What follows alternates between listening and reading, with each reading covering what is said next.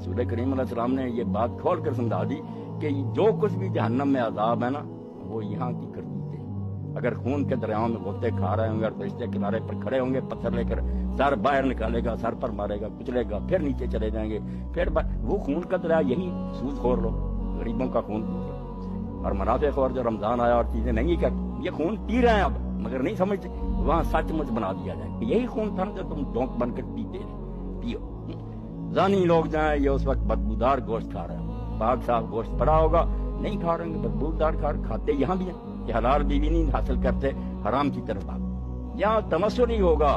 यहाँ की नेकियां बदियां शक्ल बनकर आ रहे हैं, पूरे भी हमारी नवाजें होंगी,